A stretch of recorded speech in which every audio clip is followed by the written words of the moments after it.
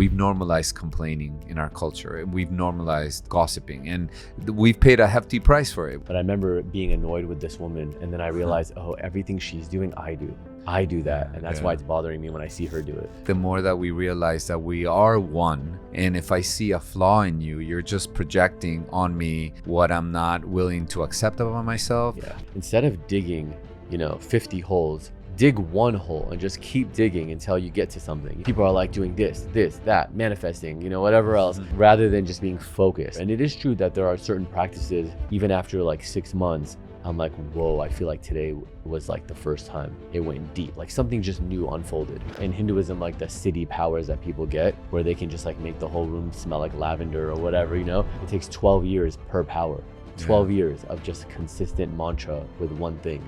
To get upset or triggered with mindfulness is a whole different ballgame, because you're not a victim. You're just almost like, all right, my parasympathetic system's up, I'm being reactive, I can be with this. Without this guy did this to me. And in my experience, I get out of it quicker. Ever since I wrote my goals down with the pen, my dreams and reality have both been blending in. I just hope that in the end, my dad don't. Hey guys, all right, so I'm in Dubai for the month, and I was not planning on filming any episodes while I'm here, and suddenly I'm filming 6. One of them is with my guest, George, who I'm going to introduce you to in a minute. But first, I wanted to tell you about a field of energy that I always have around me called Quantum Upgrade. And they're the sponsor of this podcast. So as I said, I'm in Dubai, and I have this field of energy that can be adjusted based on what you need. Right now, I have it set to abundance during the daytime and heal frequency at night. The reason I chose that is because we're in Dubai, right? There's abundance everywhere. And I wanted that field around me so that I could embody it more during the day. Now, I'm not talking about prosperity. Prosperity is money. Prosperity is wealth financially. Abundance is just feeling like your cup is full, like you have everything you need.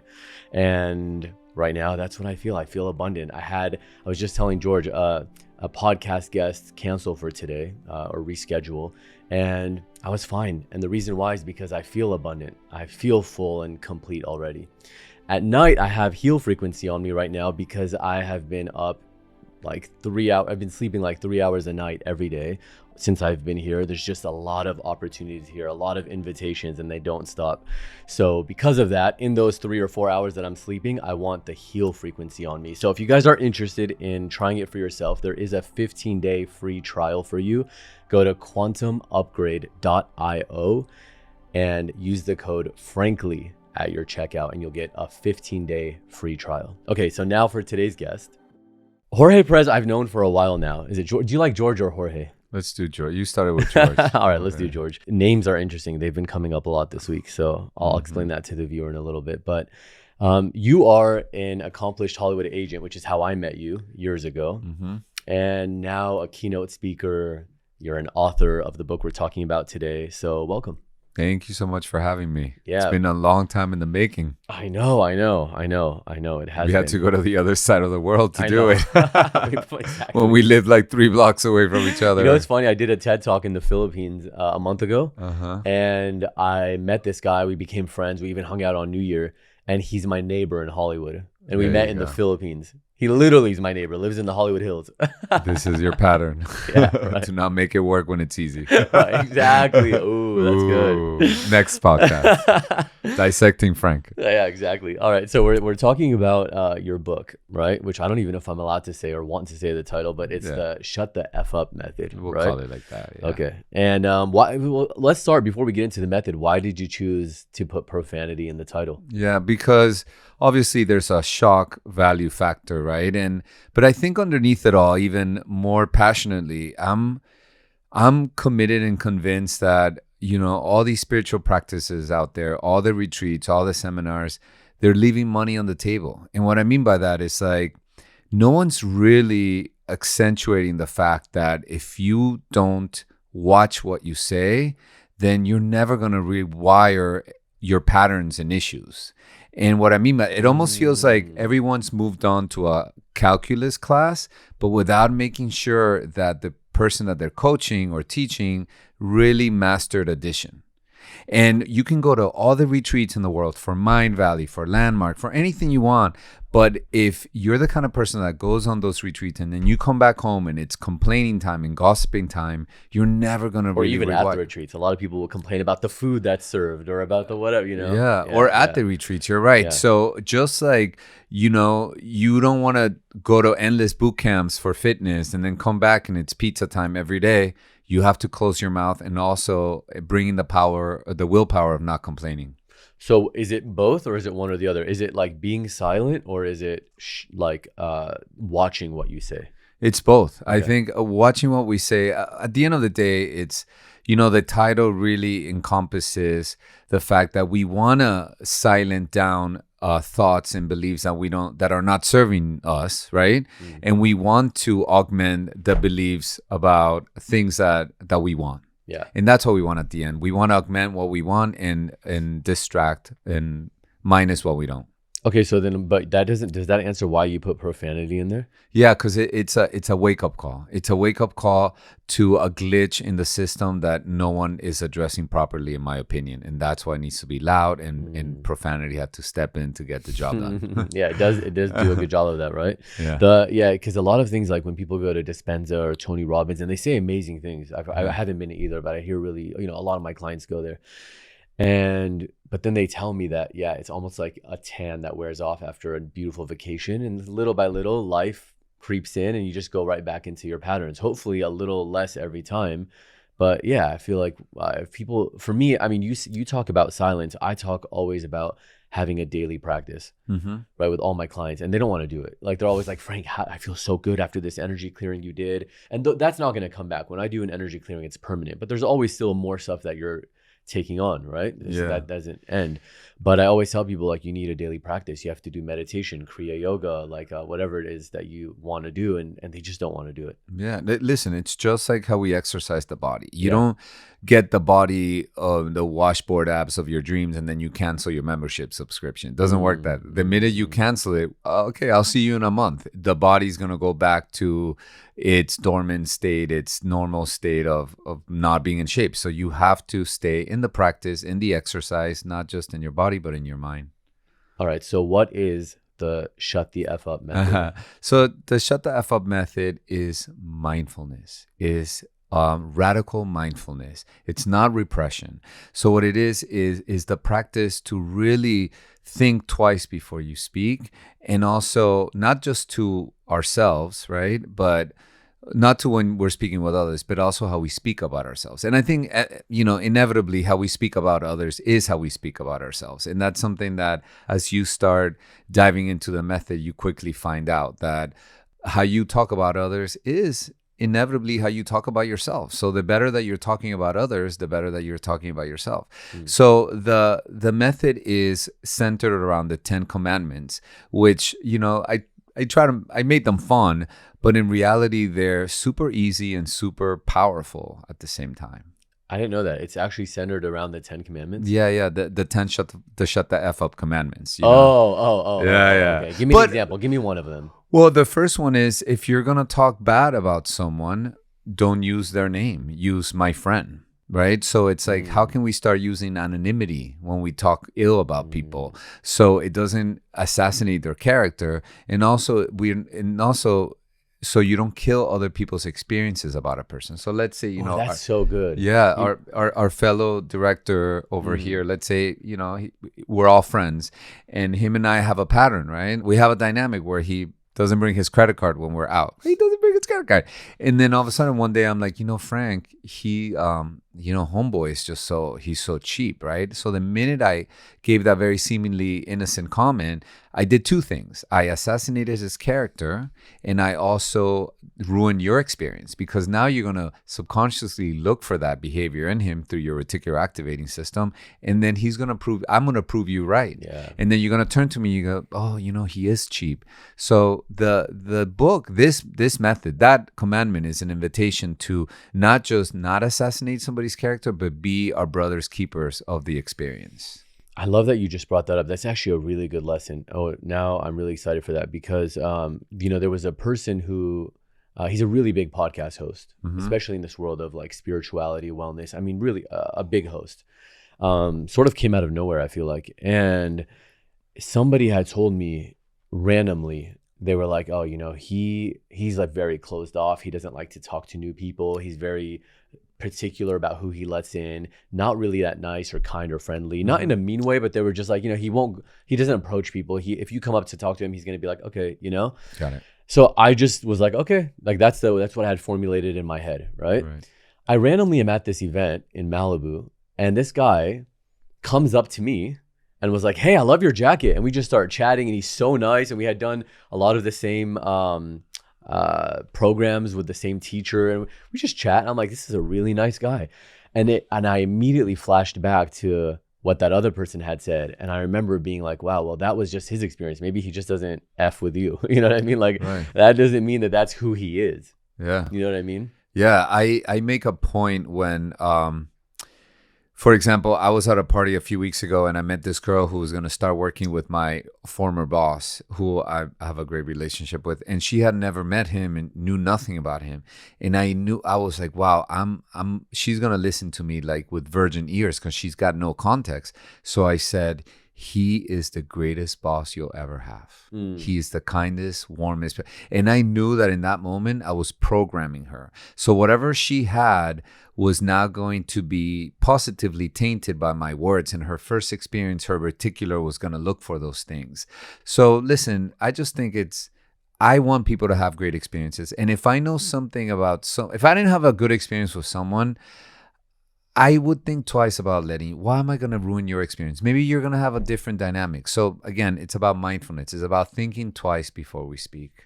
Yeah, it's very true. I mean, even when I started this episode and I said there was somebody who, rescheduled, I didn't say who they were or whatever, or what their reasoning was. I just was like, somebody rescheduled. It's okay. We made it work. But I don't want I never want to call anybody out by name ever, even in personal, not even just because we're recording. Yeah. We these are habits that we've very innocently, we don't pay attention to, how we can bring up people's names and by little accidents take down their character. We'll let people get the book for all the other ones, but give me one more. Another one is number 2. If you step into a gossiping conversation, the only thing you will add is, I hear you. And then as we dive into the commandment, it's think to yourself, what would that person think if they could hear you right now talking about them? And the reason of that commandment is right, exactly. But I have to tell you, because it reminds me of a meme I saw this morning actually, and it said like, somebody goes, I heard you were talking about me, and then under it said, did you get everything or do you need to hear it again? So it's like the opposite of what you just said. I like that. Did you get it all or do you need to hear it again?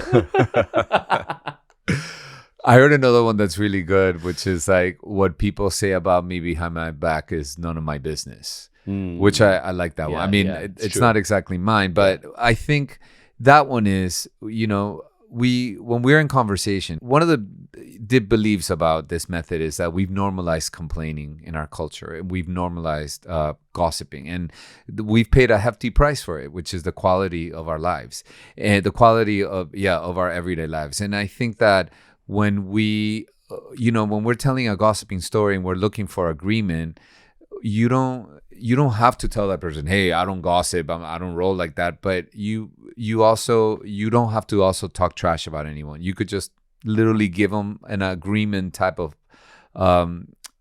word and hold your integrity and not trash anyone. Yeah.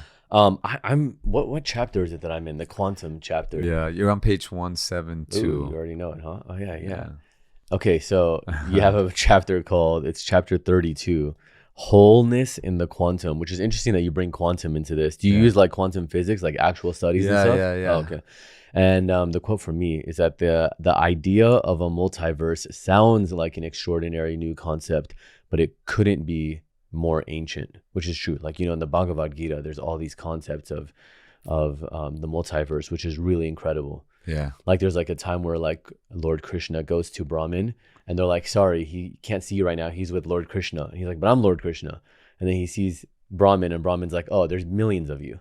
another version of you was just with me, yeah. I think, there's different ways to take that name of the chapter, right? Wholeness in the quantum. But I do think that, and I know you love all the scriptures and all the OG spiritual people. And I think, I do think at the core we're whole, and so we're playing this dance of this human experience, trying to make up for things that we lack. But I think the more that we're in the awareness that we are whole, the more that we can still pursue all these different things in life, but not from a place of lack, but from a place of wouldn't it be nice if, not from a place of need.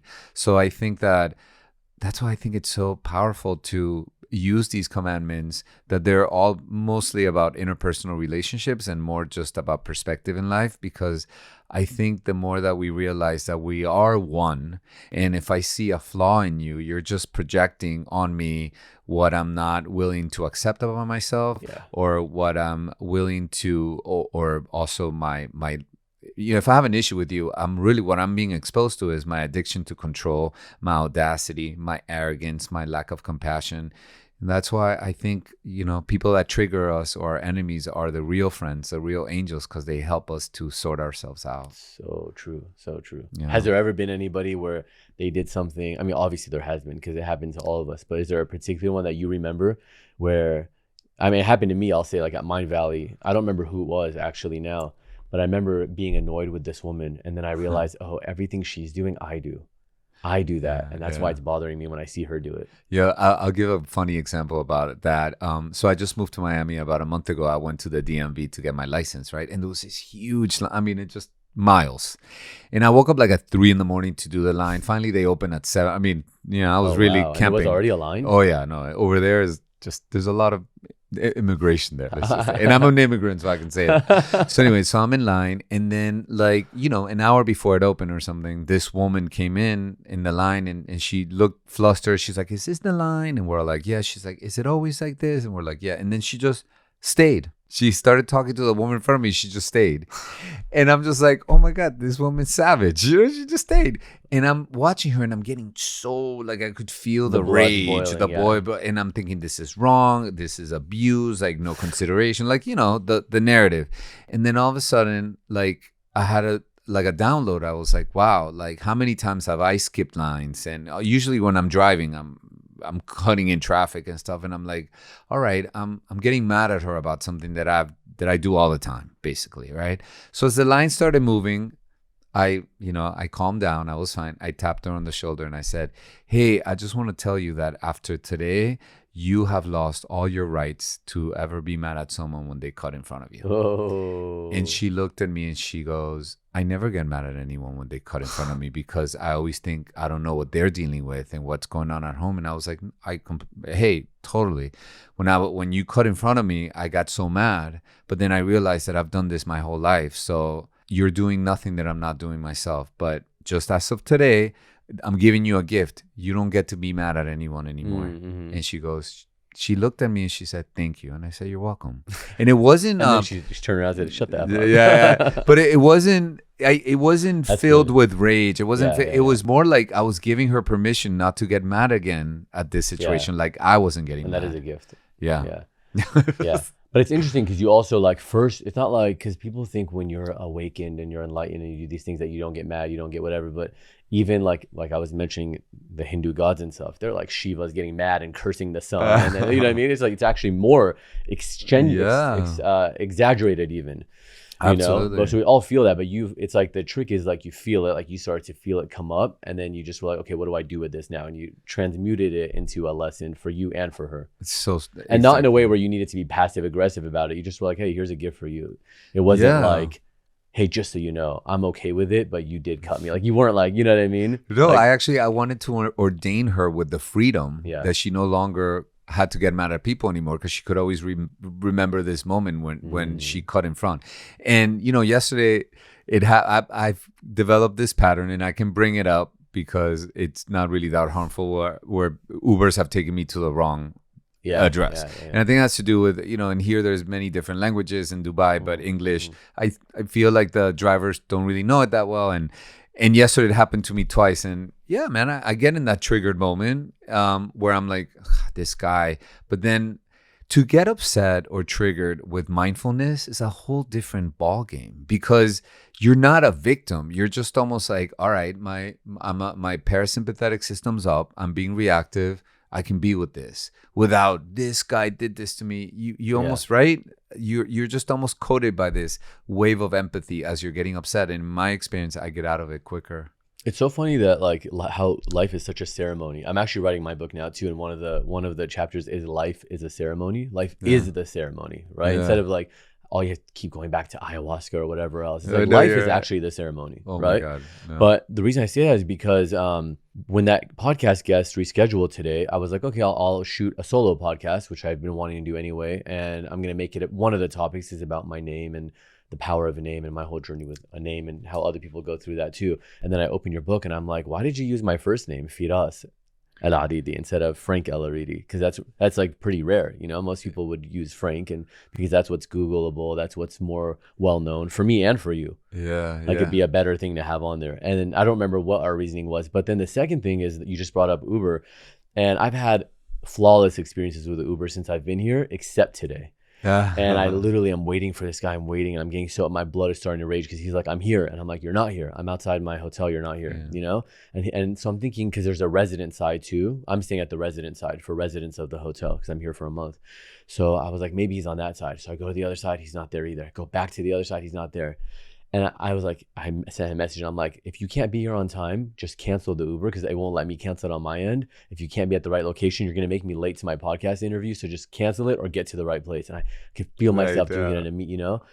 And eventually not only did he get here, it's because it took me 45 minutes to get here last time. This time it only took like 15. So I actually didn't end up not only being late, I had so much time I went and smoked hookah, you know? But he kind of, when he picked me up, he had this little like, I don't know what this is called, like a tremor or like a kind of like a spasm that kept happening. And I just, when I saw in my head, I was just feeling so bad. I'm like, I'm over here like getting impatient with this guy. Who knows what he's going through or what shock he experienced in his life. So I actually did a mini clearing for him without telling him in the back. And he had like a physical shock in his life. And then also the belief that it's pointless to try. It's not fair, things like that. So I was like clearing these things for him. For people who don't know, I do energy work. So I was like finding these blocks in him. But then, because he was late, I ended up thinking like, I don't think I have time to go to this lunch I really wanted to go to before I come here. So I skipped it, but I ended up finding an even better restaurant where like the host was so great. He was like, how long are you here? Come back on Monday too. And he was like introducing me to other tables, I guess like the regulars, you know? And I just had the best time. And so who knows, like when life is just happening for you, and instead of just getting mad, just be like, okay, I guess, you know, this is the flow. This is where I'm supposed to be instead. Yeah, you know, I love that. And I've seen you move around your environment, and you have a lot of magic around you. You're that kind of guy, and it's lovely to watch you.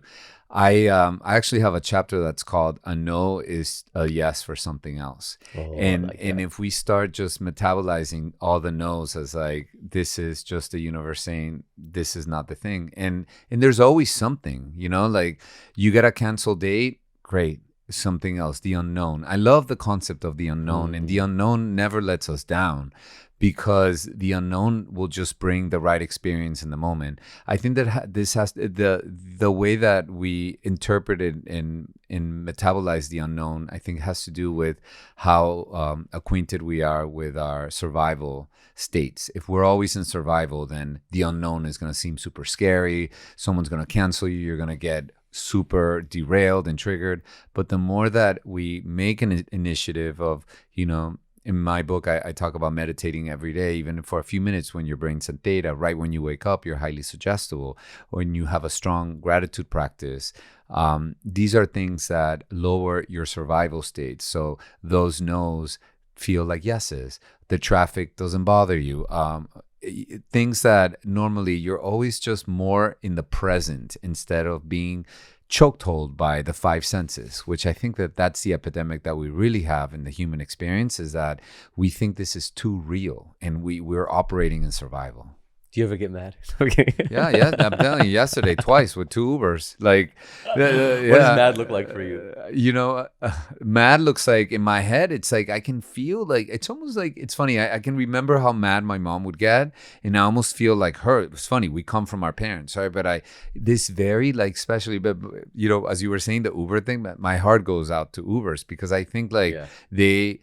Intrinsically we come, so it's almost like we take it to lash out to them because you are responsible for defaming my reputation because I'm gonna be late because of you. Because I think we put a lot of these poor drivers that are like, dude, I can't find the house. And it's almost like, man, I can find that rage in me, and it's almost like you are in my head. I feel this, and I'll say it feels almost like you are second class to me, so you better get like something really primal, and like that does happen a lot in Dubai. Like that's not really what I want to be about, or and it's just, and then but I get out of it quick, and then it turns into like, hey man, sorry, like You have a speaking of like getting angry and things like that, you have a daily practice, don't you? Yeah. You get up like super early every day. How long have you been doing that? For about 2 years, usually around 5 in the morning, or 4:30 is when, I work with Dr. Joe Dispenza, and the study of the pineal gland. When the 4:30 a.m. is like when the magic hour happens, and that's when it's primal time for meditating. There's no distractions, and I definitely have I created the GAV, right, and it's gratitude, affirmations, and visualization. So I write 3 things that I'm grateful for, 3 things affirming about myself, and then 3 things that I'm visualizing to happen, and then I go into a meditation practice, and it just like sets up my day. I never leave home without setting up the energy work in my day, because it's almost like, for me, it's like leaving your house naked. Like you want to put on clothes on, and then I think whatever happens throughout my day, I'll get those no's, I'll get the cancellation, I'll get the traffic, but for some reason it doesn't. Where it used to hit me at a 10, where I don't get my way, it'll be at a 2. Really? So I always put it in practice. But didn't you have another practice? I think you used to do something else, didn't you? I mean, you were telling me this years ago. Were you chanting? What were you doing? You were doing something else at 4 a.m. Oh yeah. I mean, I've gone to, it's always been some type of affirmation practice, and kind of maybe chanting, but now it's down to the GAV in a 15-17 minute meditation, and I'm good to go. Well, except right now I'm doing the Gabby Bernstein 21-day manifestation thing. I'm on day 15. Okay. Nice. That's it. Yeah. But do you have a practice? Yeah, I do. Yeah, Kriya Yoga. Okay. So I do Shambhavi Mahamudra Kriya every day. It's like the Sadhguru technique, but good. I also have other like asanas that I do beforehand. It's interesting. I had my brain scanned like before and after doing it, but so when I had to get my brain scanned like the before with Dr. Daniel Amen, I had to stop the practice for a month, and then I did it again for 2 weeks. We scanned my brain, massive difference. But the interesting thing is that because I stopped for basically a whole month, it's been really hard to get back into it.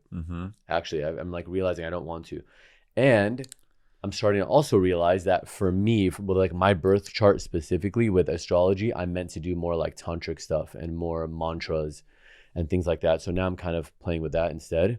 Got it. And so I'm trying to find like the balance between the two, because I do miss that Kriya Yoga. Yeah. And it's really powerful, like really, really powerful. Yeah.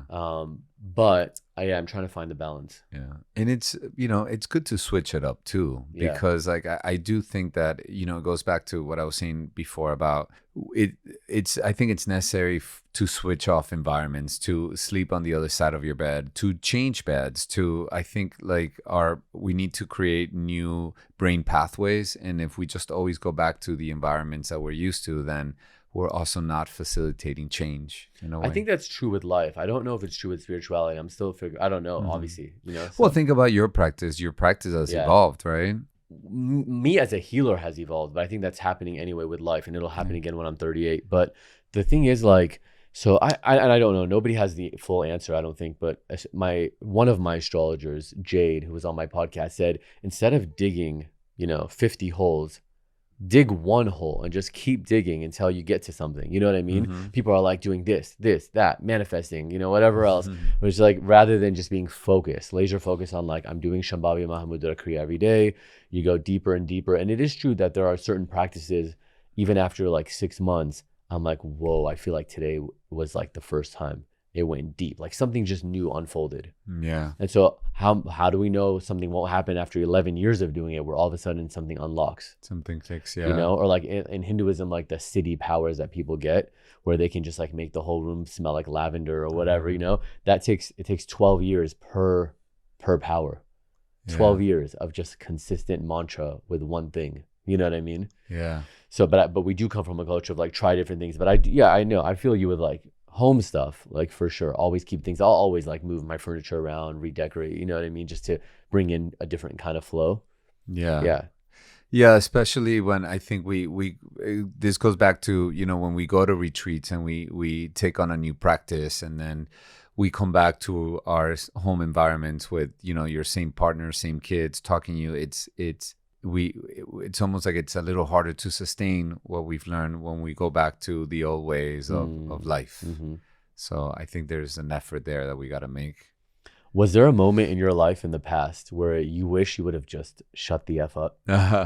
Yeah, man, all the time. I mean, listen, there's the last commandment of the 10 is, before you tell someone to shut the F up, you shut the F up. And I think this applies to you basically giving that grace to other people, but just to yourself. I think that the reason why I've created the book in general is because there's so many times where I've said stuff that I should have thought twice about saying, and you can't take words back.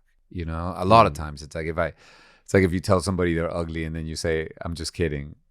You're just kidding what? That they're not ugly anymore? Right. It's like, what you said is what you said. You meant it. But it's okay. I think at the same time, I think that there's no mistake. So anytime that we can look back in the past and we didn't keep our mouth shut and we said some hurtful things and needed to happen, that was part of the path. In fact, especially when it comes to interpersonal relationships with friends, if we've stopped relationships or cut ties with people that we love because of things that were said, I think that the fight or that thing that was said was just the excuse so the relationship could end. I think throughout life, we only have a certain amount of time with people until we have to move on to the next person that needs to be in our space. So I think that the fight, the breakdown was just the excuse for the energies to go a different direction. I have a quote that's always in, so I have like different note sections in my phone, and always at the very top of any new note that I create, just as a constant reminder, is silence is one of the greatest tools in your arsenal, and it depletes none of your energy. Yeah. That's so true. It's like a tool that we often don't use. We're like, how am I going to respond? What am I going to do this? But we never think like the not only easiest one, but probably will also get you the biggest response that you want is just silence. Or the biggest end result that you want. It's almost like, like silence is so loud. Because there's you're saying so much in silence, good or bad, right? Right. And one of the commandments is definitely listen twice in comparison to how much you speak, generosity and listening. Listen with generosity instead of just waiting for your turn to talk, which we're in conversations and you and me it's like a game of ping pong, right? You'll say something and I'm like, ooh, I don't want to forget this. But I think active listening and also not controlling where the conversation goes makes it even a more like a Wimbledon tennis match, right? Yeah, exactly. Well, for a podcast is also a little different too, right? Like I did an interview once with Sri Ravi Shankar, and we're driving through the Blue Ridge Mountains. He had never done an interview before where like we're doing something, right? So I'm driving, he's sitting next to me, and we're having this beautiful conversation. And I remember him just being like, well, let's just enjoy nature. Like, let's just talk. And I'm like, yeah, of course I would love to do that, but this is a podcast. Like I need to talk, you know what I mean? I need to ask you questions. Yeah, right. But I get it because he was trying to constantly bring me back to the present, because I would ask him questions and I'd be like, well, back when I was in college, and he's just like, look at this tree over here. Like, come back, But then he'd also be like, let's just take in nature. And of course, like, I love that, For sure, that's all I would want to do, but not for a podcast. No, that's so. The one that I just did right before coming was in a car. It Right, was kind of like, right. and it was a lot of that. It was like talking, and then it would, we're driving, so Yeah. all of a sudden it's like, oh my god, is that the beach? Yeah, this is the beach. So it was like constantly like, anyway. So when I was 5, Yeah. I do think like it's interesting, right? Because you think of the moment, right? Like, what is the present moment? Like Eckhart Tolle talked. I remember reading The Power of Now, and I was like, well, if I'm just like here now, breathe, it's boring without the story of what is happening or what has happened. But I do think life is this constant coming home to the present moment. Yeah, make your plans, talk about the future, recount and retell old stories, but always keeping a really intimate relationship with this moment. Yeah. I like the way you phrase things, because I don't like when people say be here now, or like say where else can you be? There's only now. There's nowhere else. Try to be somewhere else, but you can be aware of that you're here now, right? So you said like have a relationship with the now, right? It's different. It's not like be here. You can only be here, but just realize that you're here. Be aware that you're here. Yeah. I also want to talk to you about loss, because you've experienced a lot of loss lately, and I know you on a personal level. Have you talking about that? Have you spoken about that? And what do you think people can take away from your experience? Yeah. So the genesis of the book was that both my parents died from cancer pretty back to back, and it took me on a deep dive of genetics and epigenetics, what that means to me. And after working with Dr. Joe Dispenza, who focuses on neuroscience and epigenetics and quantum studies, I learned that genetics are like Christmas lights. You can have Christmas lights in your house, but if you don't light them, it's fine. And what lights our genetics? Being in a constant state of fight or flight. And at the same time, listen, my parents passing, and I talk about it in the book throughout, I think, every chapter, was the most painful and beautiful gift that I've ever received. And painful because I definitely, there isn't a day that I don't miss their physicality. And beautiful because it was such a huge reminder that this life is not real. And what I mean by that is like just the fact that they're not, I can't smell them, I can't see them, I can't touch them. What more of a reminder do I need to just go for life and embrace this moment and know that one day it'll be done? And I want to just squeeze the shit out of this life and everything it has to offer. And I can feel fear, right? I can feel fear by taking on big projects, but still remind myself that who cares? This thing's gonna end, so why not go for it? Why not give it all, my all? So their passing has, and also all the things that have come after their passing, like, obviously the book, and my dad's brought his former wife's family from Venezuela to help her out while he was sick, and even right before my dad died, he was about to be intubated in the hospital. And I remember that's the last time I saw my dad conscious. He was signing the paperwork so the hospital could intubate him. And it was my stepmom, my sister, and me around him in his bed. And I'll never forget, I had this huge moment of clarity where my fear was always that, oh my God, I don't want to die alone. Like, I need a family, I need a partner. Like, and in that moment, when I saw my dad surrounded by family, what I really got is that death is a journey we all have to take by ourselves. And it doesn't matter how much family is around you. You're taking this ride alone. And in that moment, Frank, like, I got all the freedom in the world to realize that I'm always going to be whole and complete, regardless of whether I have a family or not. And that was the last gift he gave me. And I lost that. I feel so free. I would always go around like, okay, am I dating somebody that's going to go to the next level? Am I going to form a family with this person? Like, after that moment, it all faded away, and every moment feels whole and complete. Wow, that's beautiful. Yeah. What did your mom say to you before she passed about being strong? Oh yeah. So, one of the big theories that I talk about, I do think, and I'm pretty sure you agree with this. It's almost like the universe first whispers. If you don't pay attention, it gives you a nudge. If you don't, it slaps you, right? And I do think like at the core, we all came to really learn the lesson of letting go. And actually, I think life is a big preparation for death, right? You're born, you let go of your youth, you let go of your parents, you let go of your dreams, and then you have to turn in the car and be like, hey, sorry about the dent. So I think that in my mom's experience, you know, as painful as the cancer was, her whole story throughout her life was that she was always, I'm so scared. I don't want to do this. I'm scared. I don't want to do this. And at the end, she ended up being the bravest person I've ever met, where she didn't want to stop trying all the different, you know, chemos and treatments. And we had this conversation at the end where she said, you know, having cancer was a privilege in my life because it taught me a way that I never thought possible. And she ended up being the bravest person I've ever met.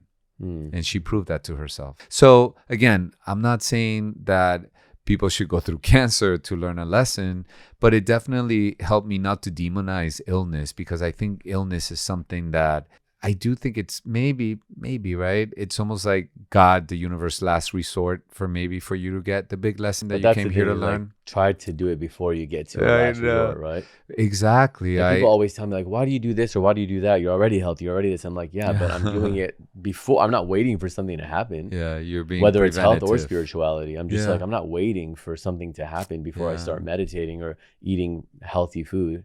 Yeah, no, I completely agree. There's a story about a mentor of mine that she lost her daughter when the daughter was 10 in a car accident. And she says, no parent should have to lose a child in a car accident to learn the lesson of letting go. Learn to let go when someone cuts you off in traffic and you feel love and empathy for them. Don't let it escalate a bigger level.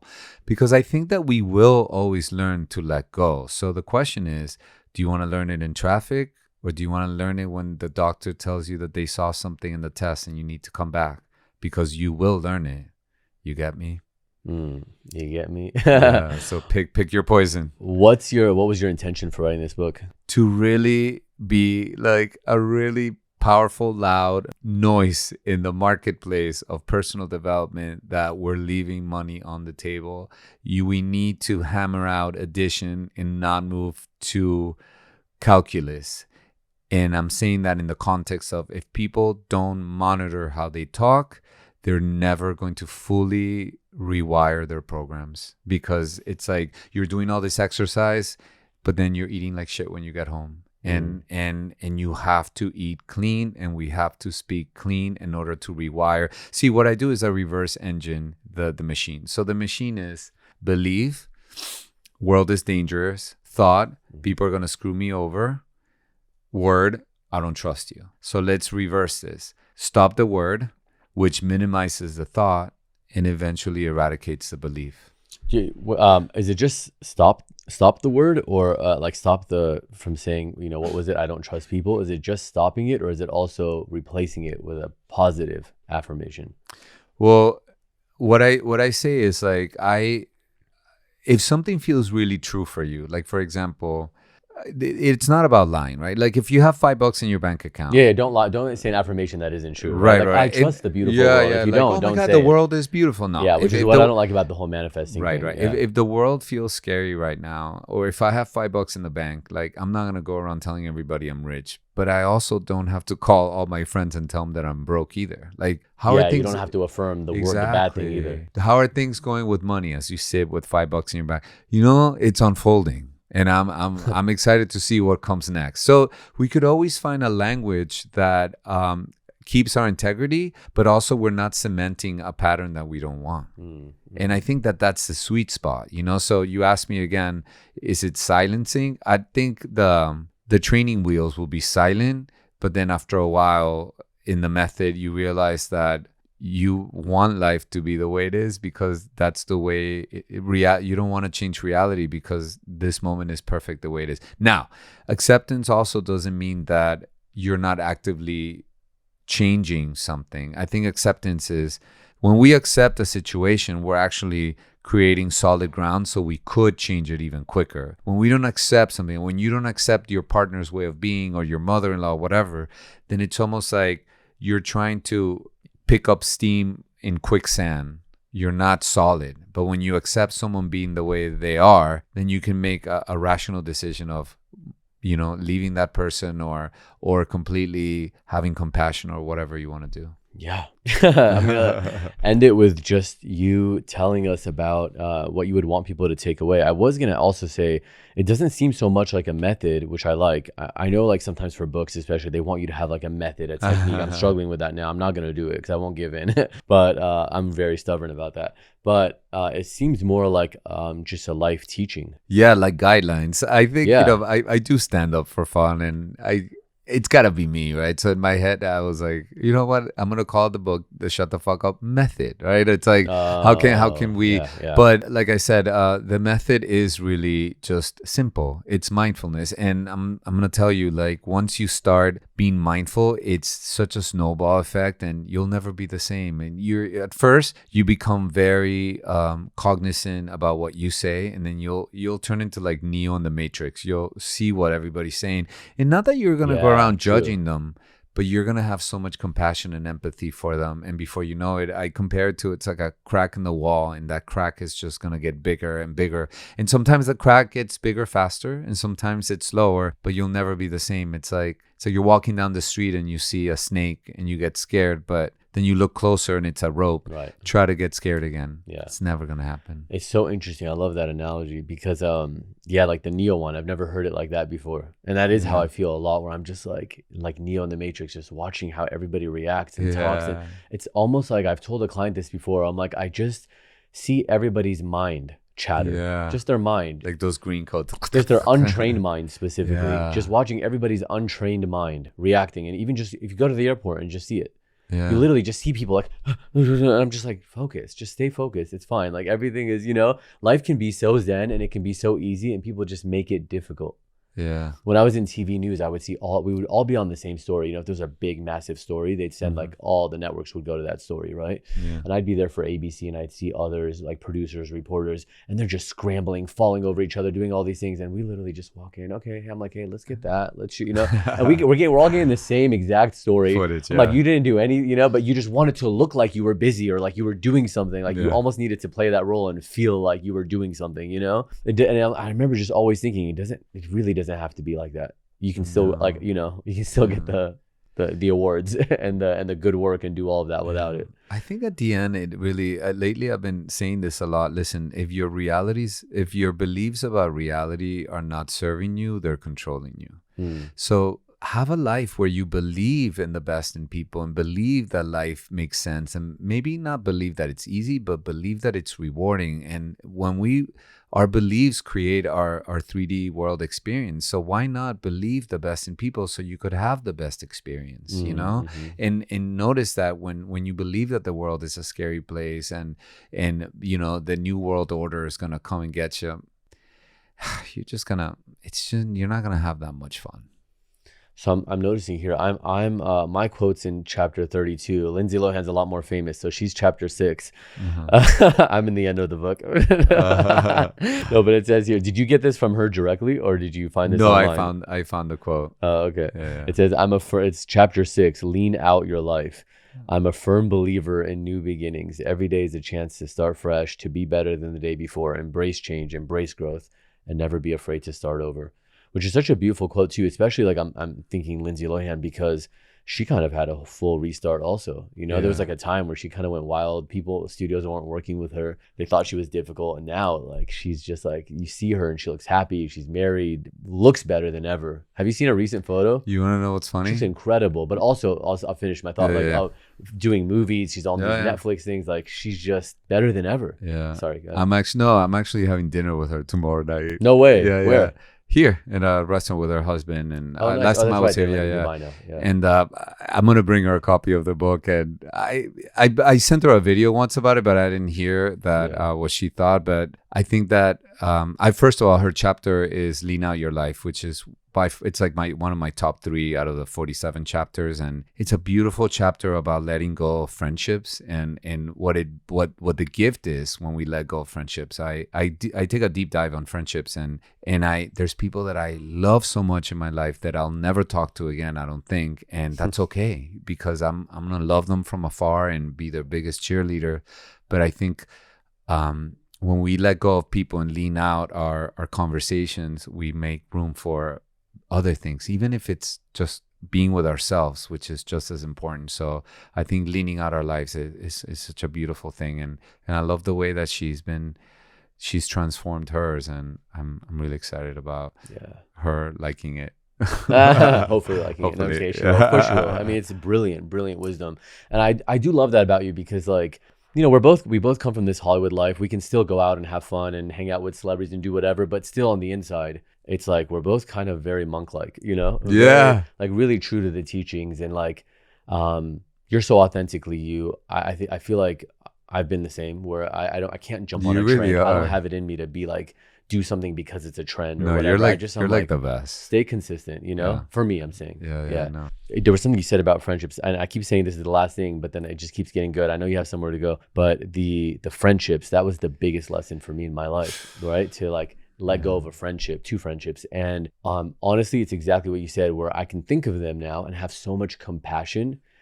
Honestly, like genuinely will smile and have compassion for those people, not necessarily ever needing to ever feel like there's anything left there. It's not even just like not only not talk to them again. I just don't think, I feel like it's complete. It fulfilled its purpose. Everything was ended the way it needed to. And I don't feel like there's anything that needs to be rehashed or rediscovered or like, no, why? I'm sorry. No, nothing. No, I'm sorry it's for like, what? No, it's complete and it's perfect. Yeah. And I know that you've had the same, we've talked about them in our personal lives, like similar experiences where it's like there's compassion there's love, but it doesn't need to be, love doesn't mean that you need to like talk. Exactly. You can close your door, but not your heart. And I think that we just have a habit. Let's call it a habit, that we remember things by how they ended, instead of taking a screen grab of like the really, really good times. And I think like that's what I invite people to do, like not remember things by how they ended, because at the end of the day, the ending's never that sexy. Either somebody died or they sleep with your ex and you get mad. So it's like, what if we start cultivating a habit of remembering things when they were in their high? And I think I reference a friend of mine that took his life a few years ago, and he left me a suicide note. And in the suicide note, he wrote that. He said, please remember us by the good times and not how it ended. And I've really taken that into heart to honor our friendship, in knowing that he did the best he could, and I respect whatever decision he made, and apply that to beautiful people that have been around my life that our time completed, and really make an effort to remember them by the good times and not how it completed. Beautiful note. Okay, so the book is called Shut the F Up by George Perez. We'll link to it on Amazon. On Amazon, and maybe for like Instagram Reels or something for this episode, we'll do something where like if they write it in a comment, we'll give them a copy. Oh yeah, I would love that. Yes, that could be really cool. Cool, 100%. Yeah. All right, awesome. Thank you. I'm glad we did this. Yeah, cool. Finally. No? Yes. You know, the one thing we're talking about the friends, and I thought, oh yeah, the last thing I wanted to say. The only times that we don't remember things by how they ended is when we want to get back with the next, and then we forget about how they turned to they tried burning our house down. We're like, oh no, but he or she was great. And they fed my cat though. They fed my cat, but then thank God we have our friends to remind us. Wow, that's so true. All right, thank you so much. That's good. Thank you. I believe that you really choose it. Ever since I wrote my goals down with the pen, my dreams and reality have both been blending in. I just hope that in the end, my debt don't extend me on my dividends. If it did, I'd have to keep pivoting.